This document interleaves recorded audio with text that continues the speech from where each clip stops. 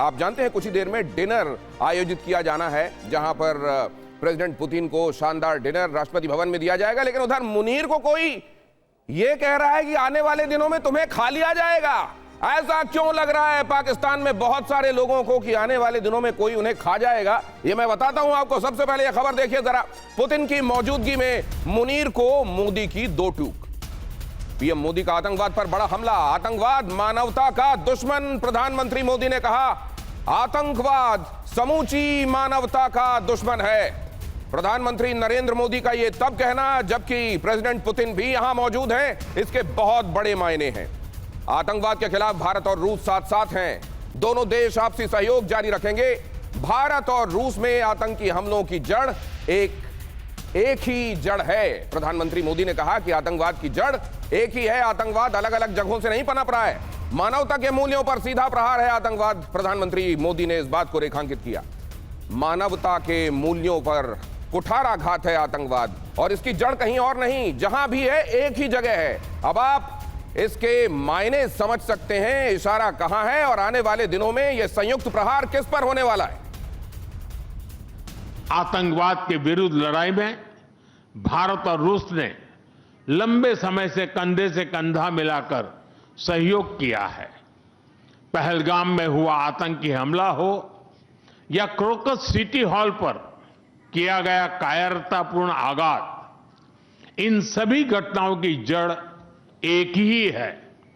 भारत का अटल विश्वास है कि आतंकवाद मानवता के मूल्यों पर सीधा प्रहार है और इसके विरुद्ध वैश्विक एकता ही हमारी सबसे बड़ी ताकत है। इसके विरुद्ध हमारी एकता ही ये मजबूती है। ये संदेश पूरी दुनिया के लिए है, लेकिन खास तौर से जिसके लिए है, आप जानते हैं वो मुल्क कौन सा है। हमारे साथ जुड़ने वाले खास मेहमान आज कहे गए इन शब्दों का मतलब आपको बताएंगे। लेफ्टिनेंट जनरल संजय कुलकर्णी मेरे साथ जुड़ रहे हैं। अशोक सज्जनहार साहब राजदूत रहे हैं भारत के कई देशों में, हमारे साथ हैं। दीपक वोरा साहब भी, एम्बेसडर दीपक वोरा हमारे साथ इस चर्चा का हिस्सा हैं।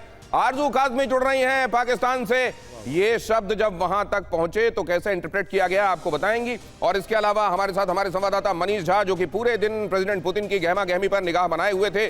कल जब से वो यहां लैंड हुए हैं तब से लेकर आज तक क्या क्या हुआ, क्या महत्वपूर्ण हुआ और खास तौर से भारत के लिए और विश्व के लिए इसके मायने क्या है, वो हमको बताएंगे। लेकिन सबसे पहले आतंकवाद की जड़ एक जगह है और मिलकर मुकाबला करना है, इस पर साथ में हमला होगा।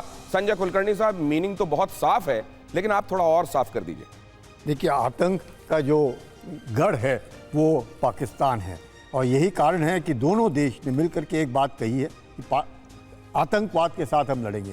सवाल ये है, आतंक का जो डेफिनेशन है वो अलग अलग है, लेकिन रूस और भारत का आतंक का डेफिनेशन एक ही है और दोनों ने मिल करके लड़ना है। अब सवाल ये है कि आतंक कहीं पर भी हो, आतंक का कोई मज़हब नहीं होता।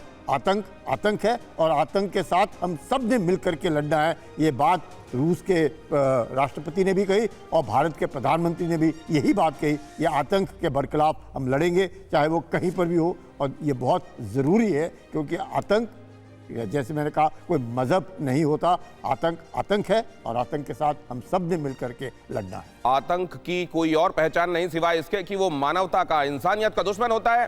प्रगति शर्मा हमारी संवाददाता राष्ट्रपति भवन से हमको ज्वाइन कर रही हैं और साथ ही प्रीति रघुनंदन भी हमारे साथ जुड़ रही हैं राष्ट्रपति भवन में एक दूसरी जगह से, वो कवरेज दे रही हैं। सबसे पहले मैं आपके पास आ रहा हूं ये समझने के लिए, प्रगति की डिनर तो यहां होस्ट होना है, लेकिन पाकिस्तान में कुछ लोगों को लगने लगा है कि उन्हें खा लिया जाएगा आने वाले दिनों में। बिल्कुल दिनेश, और उसकी वजह यह है कि जिस तरीके से जॉइंट स्टेटमेंट सामने आ रहे हैं, जिस तरीके से एक के बाद एक मोहर लगती दिखाई दे रही है, ग्रीन सिग्नल मिल रहे हैं दोनों देशों की तरफ से, उससे साफ है डर तो पैदा होगा ही। फिर दोस्ती की जो अलग अलग चमकती तस्वीरें सामने आ रही हैं, उससे भी बौखला रहा है पाकिस्तान और उसका ही असर देखने को मिल रहा है। मैं लौटूं इस पर, लेकिन इससे पहले आपको तस्वीरें यहाँ की दिनेश में दिखाना चाहूंगी। बेहद ही खूबसूरत नजारा अभी से देखने को मिल रहा है। पूरी तैयारी कर ली गई है है और इन मैन मेड लाइट्स में रोशनी से सराबोर राष्ट्रपति भवन की ये तस्वीरें आपको दिखा रही हूं मैं। थोड़ी देर में यहां से काफिला आगे बढ़ता हुआ दिखाई देगा राष्ट्रपति व्लादिमीर पुतिन का, और जैसे ही वो यहां एंट्री करेंगे ट्राई सर्विस बैंड तैयार है पहले से, जो धुन बजाएंगे ना सिर्फ बॉलीवुड गानों की बल्कि रशियन सॉन्ग्स की भी उस तरीके से स्वागत किया जाएगा। फिर करीब 150 मेहमान वहां पर होने वाले हैं, तो कोशिश यही है कि जब मेहमान मौजूद रहेंगे, खास तौर पर पुतिन की बात करें, प्रेसिडेंट पुतिन के अलावा जो उनके साथ डेलीगेट्स पहुंचे हुए हैं, ऑफिशियल्स पहुंचे हुए हैं, उन्हें खुश करने के लिए फूड डिप्लोमेसी, मुझे ये भी देखना है कि क्या मेरा जूता है जापानी भी आज उसकी धुन भी बजाई जाएगी क्या। और यहाँ प्रीति रघुनंदन भी हमारे साथ जुड़ रही हैं। प्रीति, वो लिस्ट भी आपके पास शायद पहुंची हो, कौन कौन वहां पहुंच रहा है, साथ में डिनर में और कौन कौन शामिल होगा, और क्या है जो उस हवाले से आप बता सकती हैं?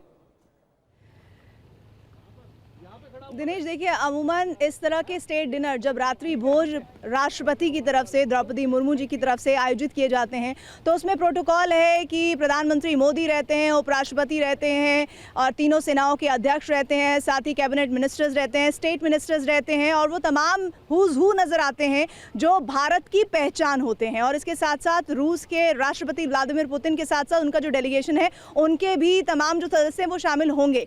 ये प्रोटोकॉल है कि इन लोगों को इन्वाइट आएगा। अब धीरे धीरे वो नाम भी सामने आने शुरू हो जाएंगे, जैसे जैसे और रात गहराएगी, शाम और गहरी होती जाएगी। लेकिन एक बात तो है जो आप अभी कह रहे थे कि पाकिस्तान को क्यों फिक्र होगी क्यों नहीं, क्योंकि रूस और भारत मिलकर ये कह रहे हैं कि आतंकवाद के खिलाफ हम साथ साथ लड़ाई लड़ेंगे। और आतंकवाद के साथ जब बात हुई युद्ध की तो प्रधानमंत्री ने कहा, जी बिल्कुल, ये अभी जब आप ये बात बता रही हैं कि फिक्र उस तरफ हो रही है, और यहाँ पर जब मैंने ये कहा कि वहां कुछ लोगों को चिंता होने लगी है कि उन्हें खा तो नहीं लिया जाएगा आने वाले दिनों में, मिस्टर वोहरा ने कहा, वो शायद पहुंचा नहीं इसलिए मैं पहुंचा देता हूं, कि ना सिर्फ खा लिया जाएगा, मसाला डाल के खा लिया जाएगा।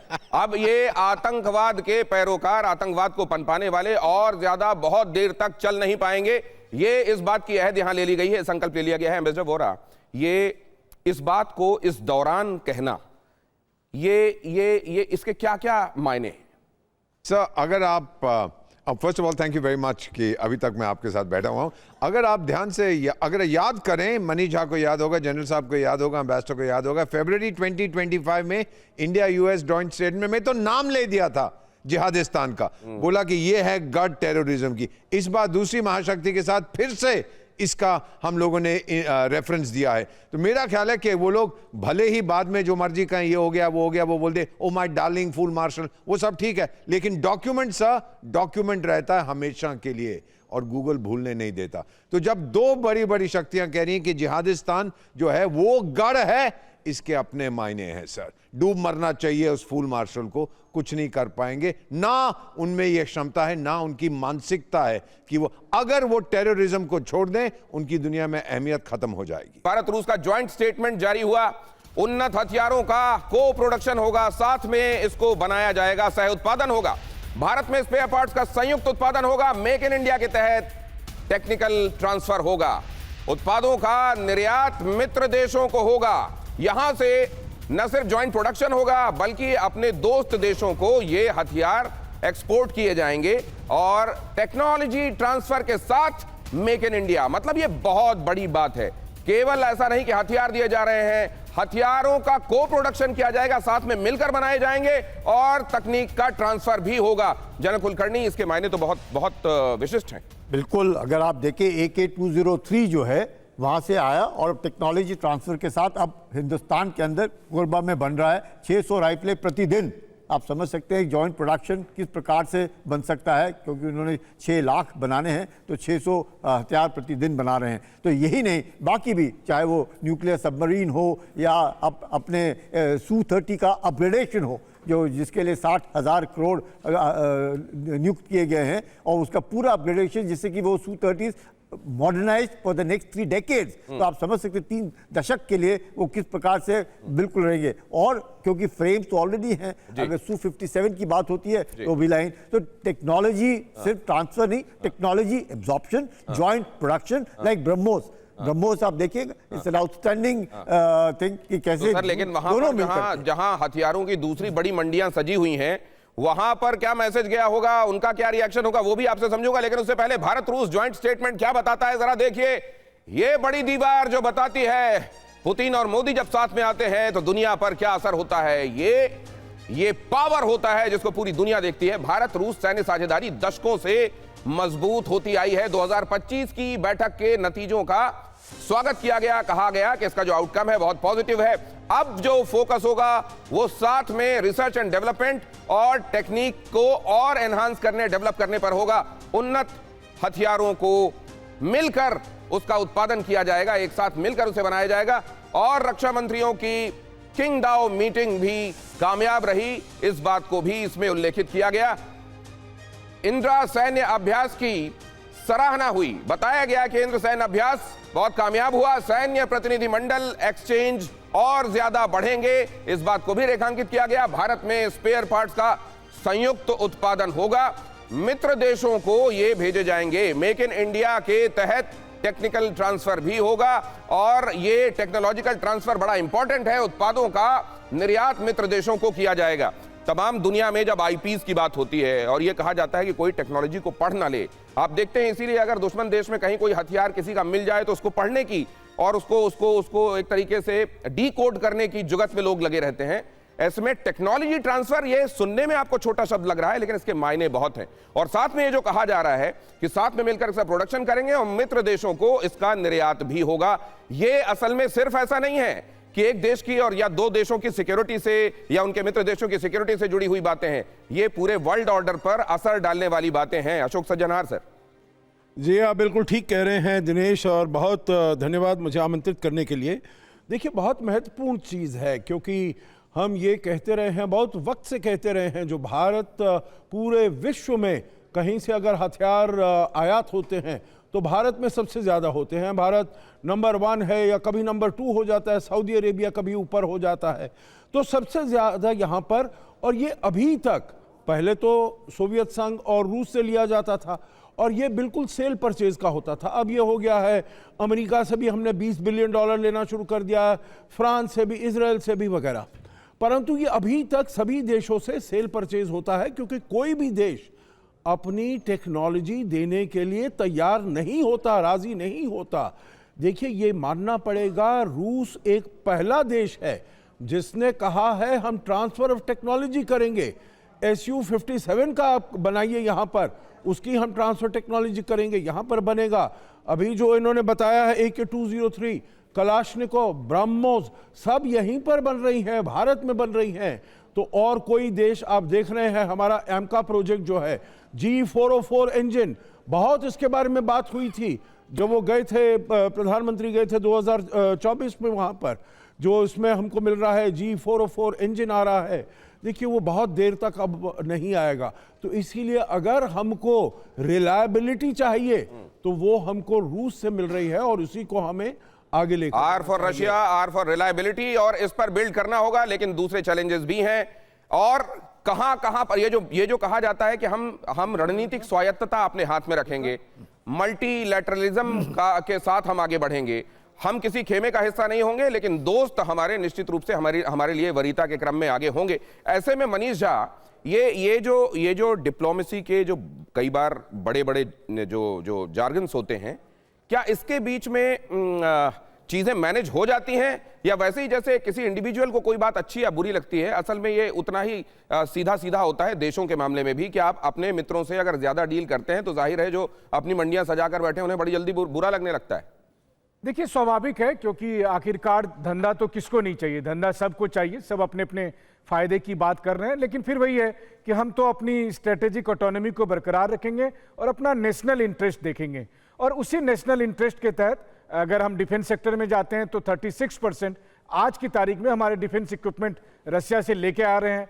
S-400 को लेकर लगातार चूंकि युद्ध में इस्तेमाल हो रहा है और वो बहुत तेजी के साथ उसमें चेंजेस कर रहे हैं ताकि आने वाले समय की हर चुनौतियों का सामना कर सके, तो भारत के साथ अगर आएगा। ये एक बात और मैं समझना चाहता हूं, ये रणनीतिक स्वायत्तता वाली एम्बेसडर वोरा आपसे खासतौर से समझना चाहता हूं ये बात, ये जो स्ट्रेटेजिक ऑटोनॉमी, मल्टीलैटरलिज्म की जब बात की जाती है, ये एक्चुअली इसकी कीमत भी है जो चुकानी पड़ती है, या अगर कीमत है तो चुकाना मंजूर है क्योंकि हीरे जैसी नायाब बात होती है?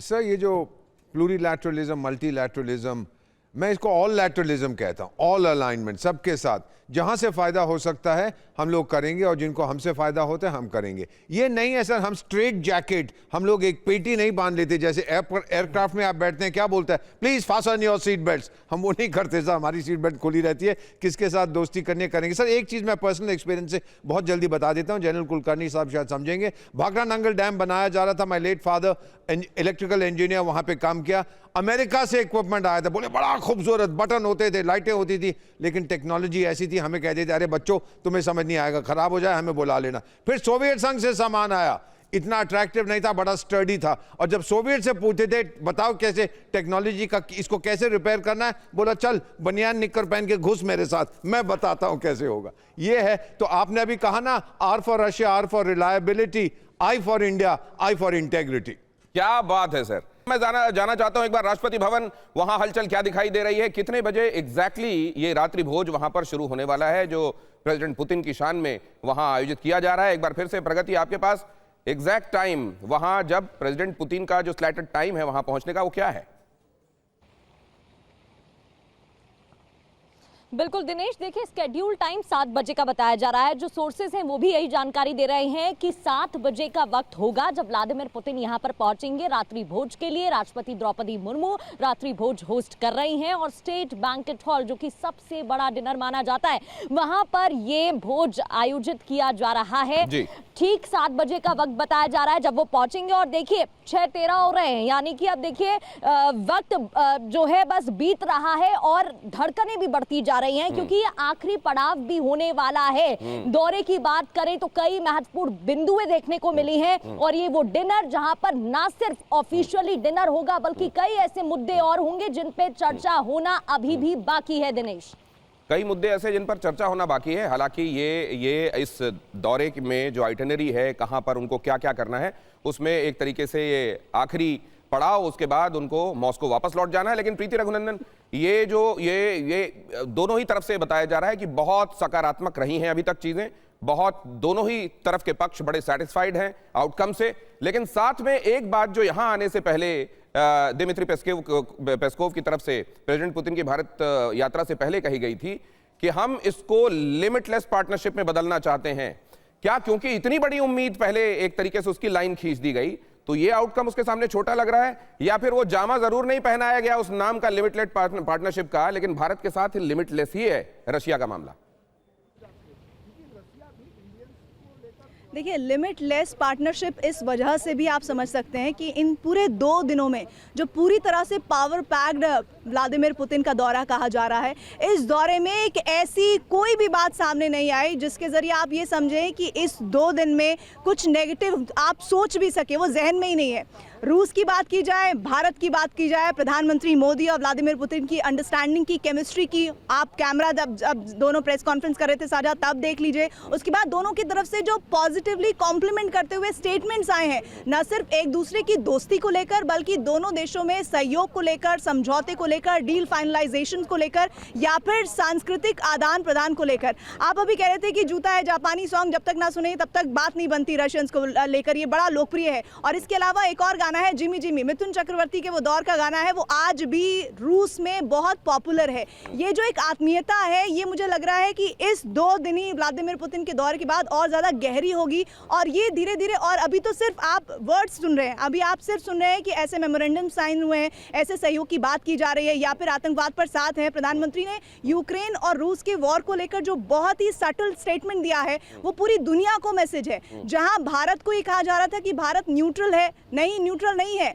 हम शांति के पक्षधर हैं, हम शांति के दूत के तौर पर अपने देश को देखते हैं, और ये प्रधानमंत्री ने बहुत ही साफ संदेश पूरी दुनिया को दे दिया है। बहुत कमाल का डिस्क्रिप्शन प्रीति। वापस लौट रहा हूं और खास तौर से आपके पास आकर वहां की सजावट भी आज देखना चाहता हूं कि राष्ट्रपति भवन वैसे तो हर दिन वो खूबसूरत दिखाई देता है, लेकिन आज की शाम कैसा दिखाई दे रहा है आपके पास लौटूंगा तो जानूंगा। आरजू काजमी भी मेरे साथ जुड़ गई हैं पाकिस्तान से, इनफैक्ट जुड़ी हुई काफी देर से हैं, लेकिन अब वो मौका आ रहा है कि मैं उनसे बात करूंगा, क्योंकि ये खबर आपको दिखाने वाला हूं। मुनीर को CDF बनाने के बाद शहबाज का ट्वीट, ये खबर देखिए जरा। मुनीर को झूठी बधाई देते दिखे शहबाज शरीफ, असीम मुनीर को सुरक्षा प्रहरी बता दिया, भारत पाकिस्तान युद्ध पर शेखी बघारते दिखे शहबाज। ये इकलौता ऐसा देश है जहां हार का जश्न मनाया जाता है और हार के हीरो को वहां पर उससे बड़ा हीरो बना दिया जाता है। असल में हार के विलेन को हीरो बना दिया जाता है, इसको ऐसे देखा जाना चाहिए। और उसको लगातार तरक्कियां इसलिए दी जाती हैं ताकि अपने झूठ को सही साबित किया जा सके दुनिया में कि अगर प्रमोशन हो रहा है तो कुछ तो ठीक ही किया होगा, इसलिए तो प्रमोट किए जा रहे हैं। लेकिन प्रमोट होते होते अब ये वहां पर पहुंच रहे हैं जहां पाकिस्तान की हर इदारे की डोर इनके हाथ में होगी और जैसे चाहेंगे वैसे नचाएंगे।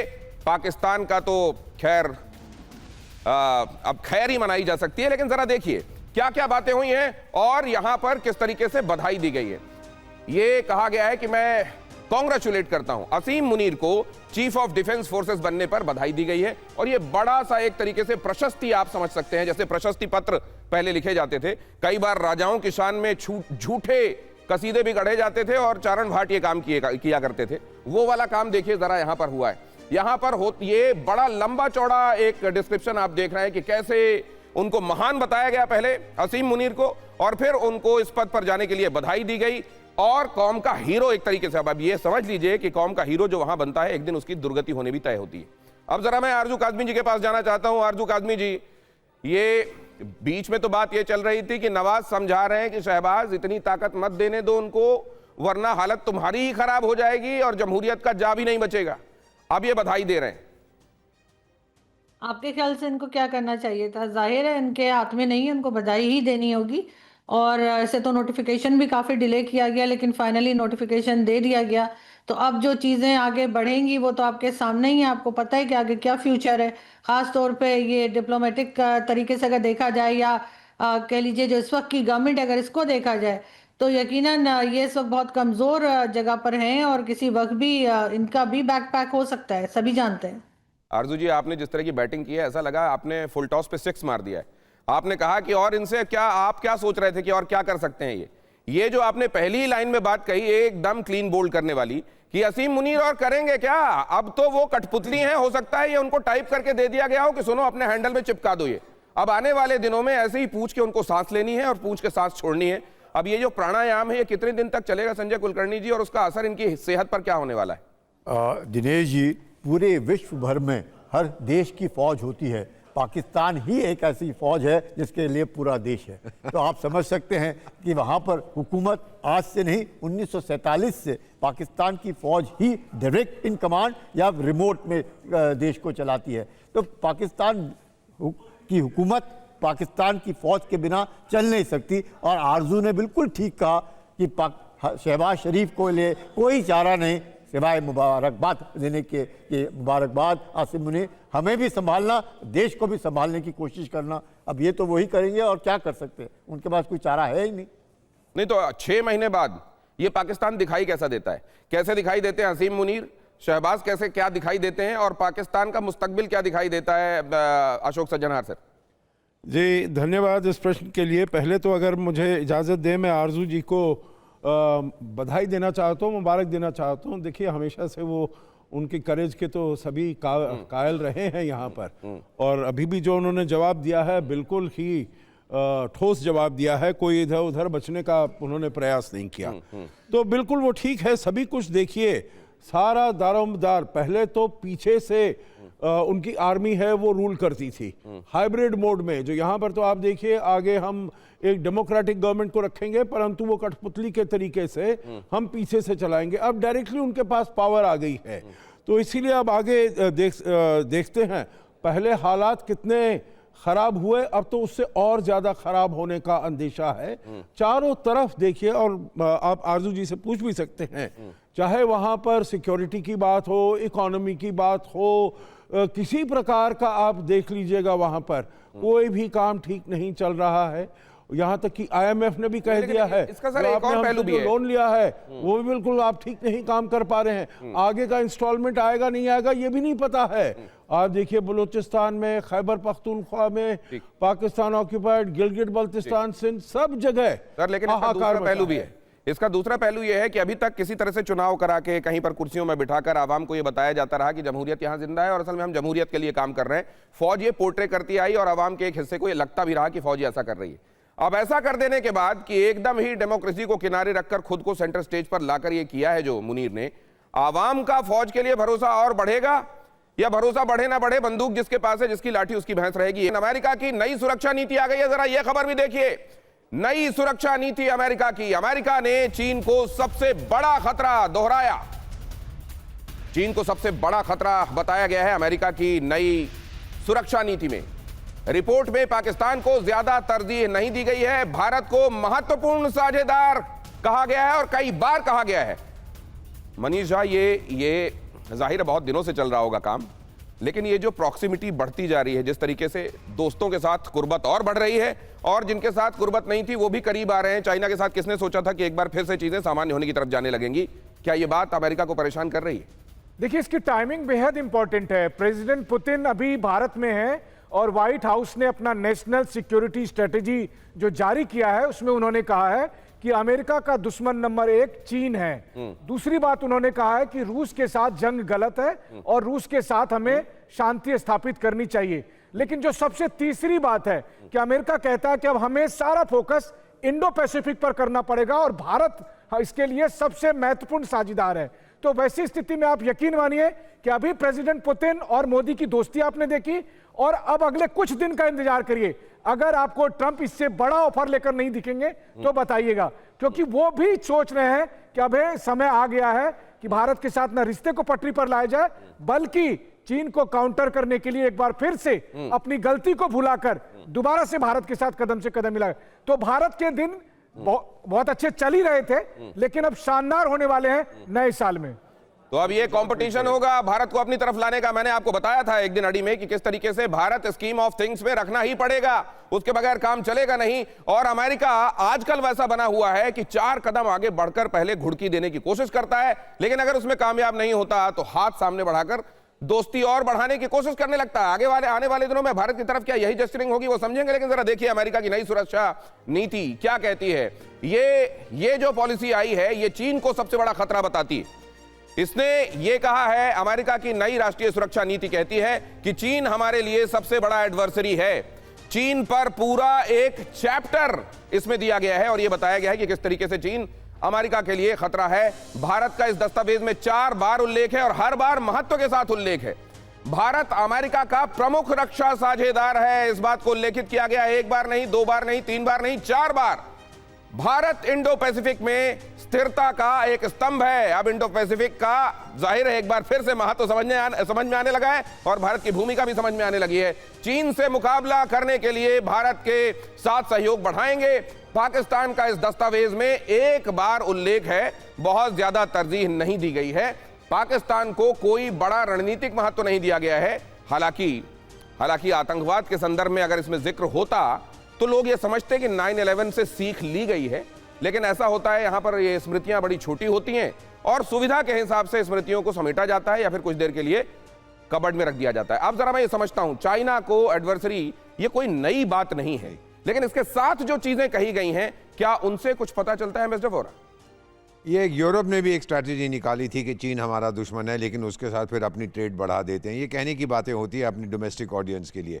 जो अमेरिका ने अब स्ट्रैटेजी निकाली है, मेरा मानना है जैसा मनीष ने बहुत अच्छी तरह से कहा कि टाइमिंग इसका देखना है। जब पुतिन साहब यहाँ पर हैं तो मेरा ख्याल ट्रंप और अमेरिकन एस्टैब्लिशमेंट जो है व्हाइट हाउस कह रहे हैं कि भाई देख हम भी तो पड़े हैं राहों में, क्योंकि आप शायद किसी को समझ आ गई है अगर चीन आपका नंबर 1 एनिमी है तो आपका नंबर 1 दोस्त साझेदार जो उसको काउंटर कर सकता है वो नेपाल नहीं है, वो जिहादिस्तान नहीं है, वो साउथ अफ्रीका नहीं है, वो केवल भारत है जिसका बॉर्डर है चीन के साथ। ओनली इंडिया, हमारे पास वो ताकत है, क्षमता है, पॉपुलेशन है, आर्थिक ताकत है कि हम उसका डट के मुकाबला कर सकते हैं। और सबसे ज्यादा हमारे पास संजय कुलकर्णी साहब जैसे लेफ्टिनेंट जनरल्स हैं। वाकई। और लेकिन एक चीज और, अमेरिका का जो एक कदरन सॉफ्ट स्टांस ही कहूंगा मैं इसको, तरजीह तो खैर किस मामले में दी जा सकती है नहीं दी जा सकती वो दूसरी बात है, लेकिन यहां पर आतंकवाद के संदर्भ में उल्लेख और पाकिस्तान का उल्लेख नहीं होना यही बड़ी राहत की बात है पाकिस्तान के लिए। लेकिन अमेरिका के साथ बढ़ती कुर्बत को अर्जुक आजमी जी कैसे देखा जाता है पाकिस्तान में? क्योंकि ये बहुत सारे लोग कहते हैं कि अमेरिका जब करीब आता है उसके स्वार्थ होते हैं और कई बार जब वो करीब आता है तो खून भी बहता है पाकिस्तान में। देखिए, अमेरिका जब जब पाकिस्तान के करीब आए हम तो भुगतते रहे। क्या 20 साल जो अफगानिस्तान में होता रहा, क्या हम उसका हिस्सा नहीं थे?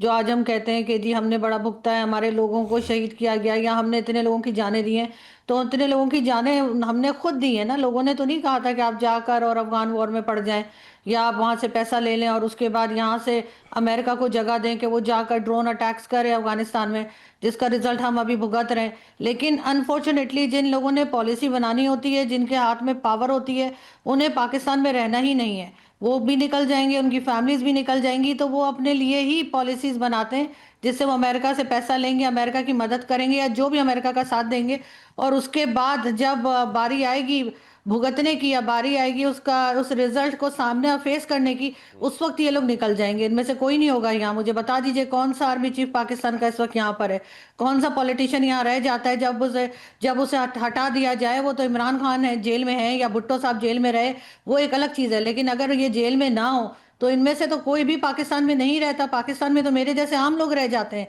तो इस वजह से इनको कोई फर्क नहीं पड़ता कि ये इस वक्त भी अमेरिका का साथ देंगे और पाकिस्तान के लिए गलत पॉलिसी लेकर आएंगे।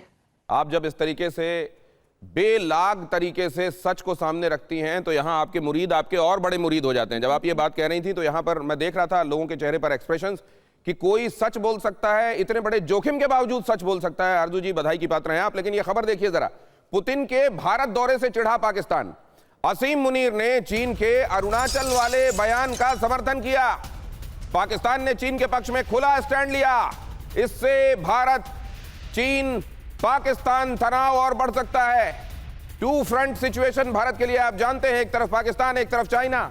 और वैसे में जबकि मिर्ची लगी है, कुछ और समझ में नहीं आया, तो अरुणाचल वाला जो बयान था जिसका भारत ने पुरजोर तरीके से खंडन करते हुए कहा था कि अरुणाचल भारत का अभिन्न हिस्सा है, इसको लेकर और कोई खाम ख्याली नहीं पाली जानी चाहिए। डॉक्टर एस जयशंकर ने यह बात कैटेगोरिकली कही थी। लेकिन इस दौरान वो क्या कहे, पाकिस्तान को और कुछ नहीं सूझ रहा तो वो कह रहा है अरुणाचल वाले स्टैंड का हम समर्थन करते हैं। सवाल यह है कि इनके समर्थन करने ना करने से दुनिया में कुछ बनता बिगड़ता नहीं है, लेकिन फिर भी यह दिखाई देता है कि क्या क्या होता है, साजिश वाला दिमाग क्या होता है और वो कैसे चलता है। इसके मायने अशोक सज्जनहार साहब, अरुणाचल को लेकर इस समय अचानक चाय से ज्यादा केटली गर्म है।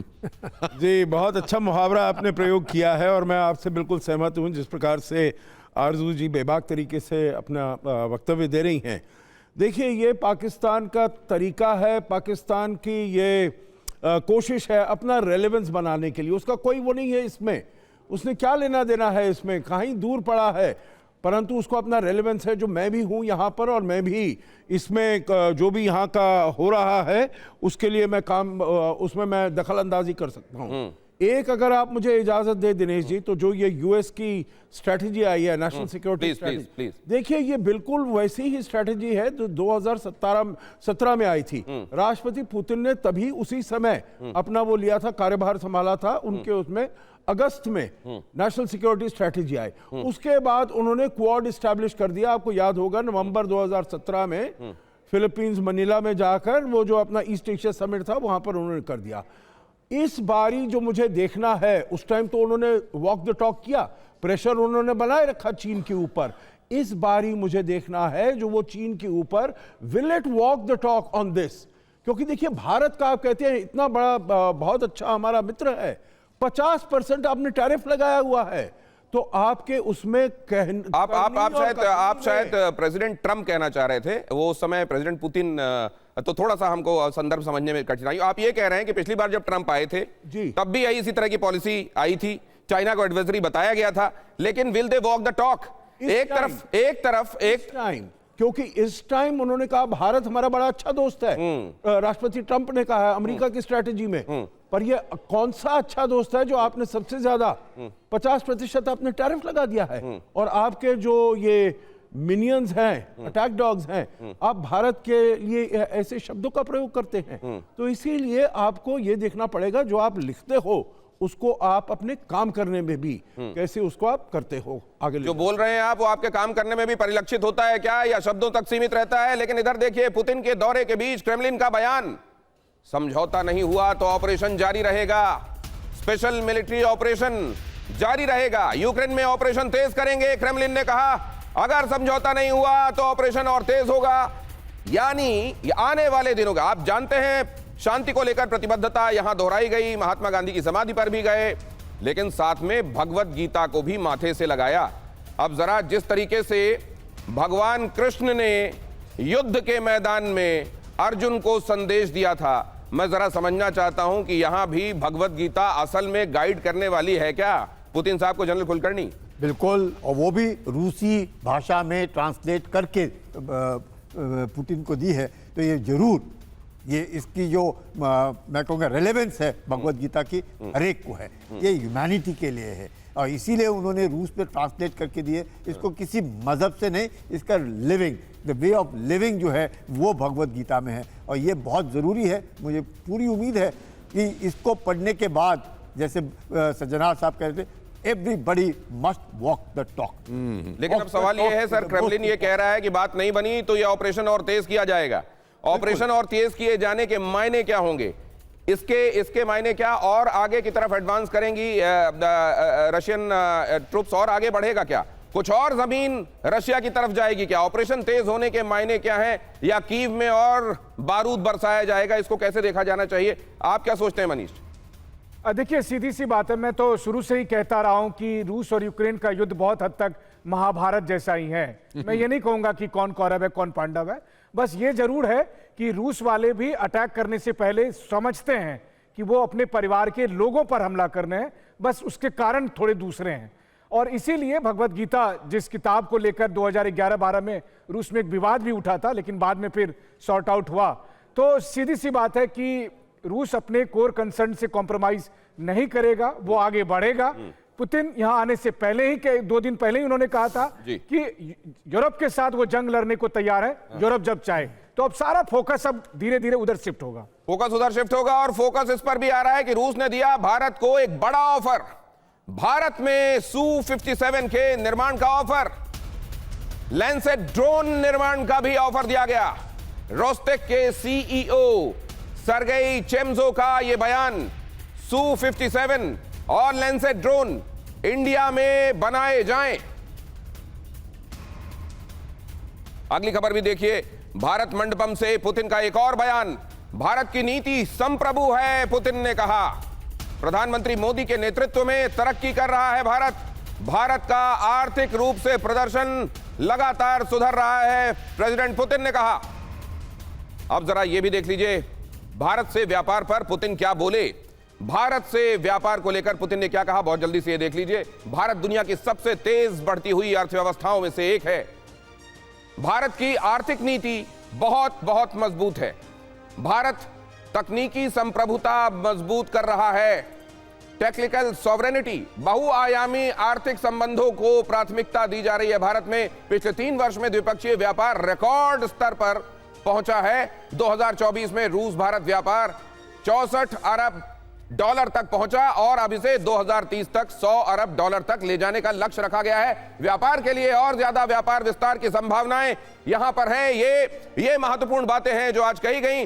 आगे आपको यह भी बता दें कि आज ये प्रेसिडेंट हाउस में डिनर के मायने क्या हैं। क्या वहां पर भी कुछ ऐसा हो सकता है जिसके मायने भारत रूस संबंधों और उनके बीच में बाइलैटरल जो इश्यूज हैं उनको और नए सोपान पर ले जाने में क्या वो भी एक महत्वपूर्ण हिस्सा होगा, या वहां पर होने वाला है केवल डिनर? और ये कर्टसी डिनर, ये उनके स्वागत में रात्रि भोज से ज्यादा इसको समझा जाना चाहिए नहीं? हमारी संवाददाताएं प्रगति और हमारे संवाददाता प्रीति रघुनंदन, हमारे संवाददाता वहां से जुड़ी हुई हैं, वो आपको आगे बताती रहेंगे। मेरे मेहमानों का बहुत धन्यवाद करता हूं।